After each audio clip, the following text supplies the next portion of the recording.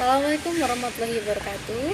Di sini kami dari kelompok 6 akan menjelaskan materi mengenai Komisi Persaingan Pengawas Usaha. Nah, pertama-tama saya akan menjelaskan mengenai pengertian Komisi Pengawas Persaingan Usaha. Dalam sistem hukum di Indonesia, salah satunya di bidang hukum ekonomi yaitu pada hukum persaingan usaha. Adanya hukum persaingan usaha bertujuan untuk mencegah praktek monopoli atau persaingan usaha yang tidak sehat serta dilarang.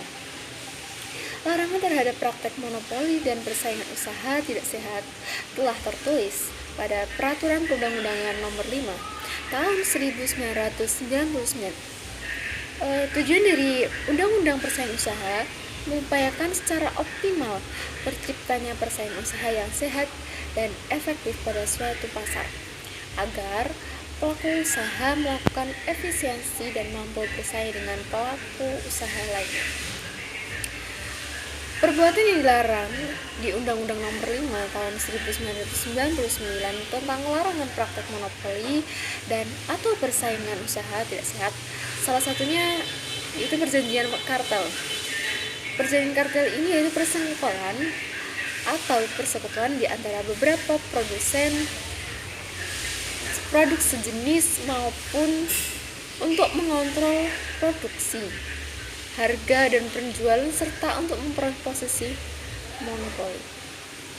Negara Indonesia melakukan pengawasan supaya tidak terjadinya adanya perjanjian kartel yang merugikan pelaku usaha lain maupun konsumen adalah dengan mengadakan komisi atau membentuk sebuah perkumpulan Komisi Pengawas Persaingan Usaha yang disingkat KPPU. Larangan praktek monopoli dan persaingan usaha tidak sehat telah dijelaskan juga pada pasal 1 angka 18 yang berisi ketentuan komisi yang dibentuk untuk mengawasi pelaku usaha dalam menjalankan kegiatan usaha agar tidak melakukan monopoli atau persaingan usaha tidak sehat. Dalam konteks ketatanegaraan, KPPU merupakan lembaga negara komplementer untuk melakukan penegakan hukum persaingan usaha berdasarkan Undang-Undang Nomor 5 Tahun 1999 tentang larangan praktek monopoli dan persaingan usaha tidak sehat. Lembaga negara yang dibentuk di luar konstitusi dan merupakan lembaga yang membantu pelaksana tugas lembaga negara pokok yaitu eksekutif, legislatif, yudikatif, sering juga disebut lembaga independen semua negara. 2. Komisi Persaingan Usaha di beberapa negara. Yang pertama, Komisi Pengawas Persaingan Usaha di Indonesia. Pada tanggal 5 Maret 1999, mengesahkan Undang-Undang Nomor 5 Tahun 1999 tentang larangan praktek monopoli dan persaingan usaha tidak sehat yang mana dalam undang-undang tersebut tertuang jelas aspek-aspek terkait larangan praktek monopoli dan persaingan usaha tidak sehat serta terbentuknya Komisi Pengawas Persaingan Usaha. Menindaklanjuti disahkannya Undang-Undang Nomor 5 Tahun 1999 ini, Presiden kemudian mengeluarkan keputusan Presiden Nomor 75 Tahun 1999 tentang Komisi Pengawas Persaingan Usaha. Tujuan dibentuknya KPPU adalah untuk mencegah dan menindak adanya praktek monopoli dan untuk menciptakan iklim usaha yang sehat kepada para pelaku usaha di Indonesia. Yang kedua, Komisi Pengawas Persaingan Usaha di Amerika. Amerika Serikat menjadi negara paling pertama yang menerapkan hukum persaingan. Pada tahun 1980, Amerika telah membentuk suatu peraturan perundang-undangan yang secara khusus mengatur mengenai persaingan usaha. Undang-undang tersebut dikeluarkan oleh Kongres Amerika dengan nama Acts to Protect Trade and Commerce Against Unlawful Retrenchment and Monopolies atau dikenal dengan Sherman Acts. Lalu pada tahun 1994 disempurnakan dengan dikeluarkannya Clayton Acts, juga Acts to Create a Federal Trade Commission. Yang ketiga, Komisi Pengawas Persaingan Usaha di Jepang. Undang-undang anti monopoli atau anti monopoli law Jepang dikenal dengan nama Shitake Dokusen no Kinshi Oyobi Toriki no Kakuho ni Konsuru Horitsu. Undang-undang tersebut telah menetapkan Japan Fair Trade Commission atau JFTC sebagai lembaga atau instansi pengawas atas penerapan undang-undang anti monopoli Jepang.